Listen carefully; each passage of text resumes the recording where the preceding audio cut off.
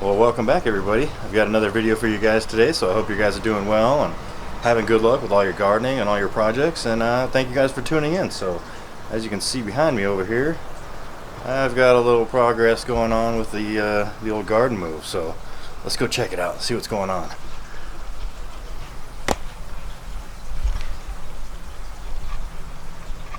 Alright, so got a bunch of containers back here, as you can see.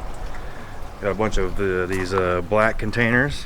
Got these from Tank and Barrel. They had actually they had pure water in them for a microprocessor company. So they use ultra pure water for cleaning the circuit boards, and that's all these had in them. So they are super clean. I also rinse them out with regular water so that there's no other water left in there, because pure water is actually very corrosive. It's all good for cleaning though. If you get your hands on some pure water, if you want to clean some windows or something with it, it won't leave any streaks because there's nothing in it. But there you go. We got 8 of these guys. Let's flip one of them over. You can see what I did, because we got to fill these up. Got to fill these up with hydrogen and then be able to dump them out. So I just cut like this mouth in it.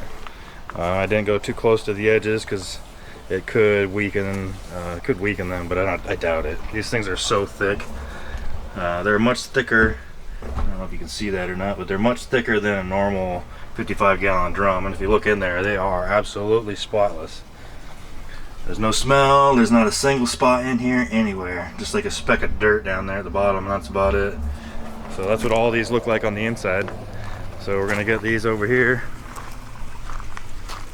and we're gonna dump out the rest of the rocks from this guy, and we're gonna start taking it apart. We're gonna take all the granite off the sides, take the rim all the way off of it, and then we're gonna cut the plumbing and go from there. The goal is to make it as light as possible, because I gotta move this by myself and it's wicked heavy. It's probably, I don't even know. I'm not even gonna guess. I have no idea. It's wicked heavy. We'll say that. That's my unit of measurement. Wicked heavy. Alright, so I'm gonna get to work. Probably not gonna do a time lapse because I don't have any shade to hide the camera so they don't burn up, but we'll come back after we have some progress and we'll see what it looks like. So hang tight. Here we go. Alright, and we're back, and we've got some progress and some very strange things to share with you guys. I guess I'll just show you, okay? So check it out. Okay, sorry about that. Alright, so before we show you the weird things, we got all the hydrogen removed from here, and now we're just rinsing it out, letting the water flush through a couple times to clean out all the sand and all the broken down shells and debris. So we got about, gosh, 10% of this 55-gallon barrel filled. Not sure if it's focusing or not. There we go. And then over here, walk around here, we have 3 55-gallon drums full. So that tells me that 4 55-gallon drums worth of hydrogen. So we've got 3 here. Well, not quite 4. Just over 3, we'll say that. So we've got all the stuff over here, all the pieces to be moved to the property. There's the bezel around the top of the grow bed of the one that I just emptied. Now, let's show you the weird stuff.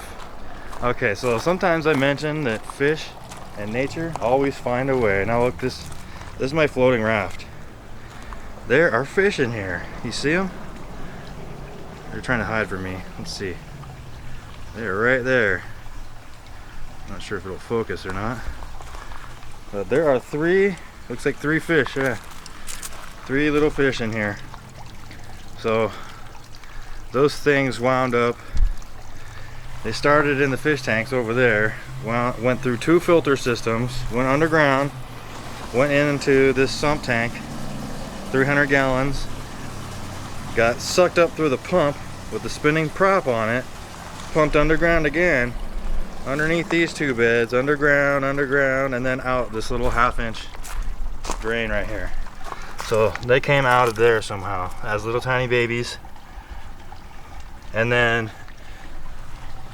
now they're in here. So we're gonna catch those and move them. But now I know why all the plants died, because those little bastards were eating the roots.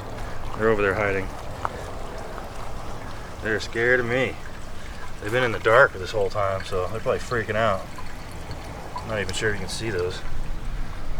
But there's 3 little tiny fish. The biggest one's probably 2 inches long. They're very tiny. But there you guys go. Some strange stuff, man. I always mention that you know, Mother Nature finds a way. Always. Alright. So enough of that. Isn't that weird? But there's also fish down in that big sump tank. They're much larger. They're a lot larger. I don't even know what they're eating. I don't feed them. They don't. I don't know. They must eat the bugs that fall down there, and that's all they eat. But we're ready to clean out the floating raft bed here behind me.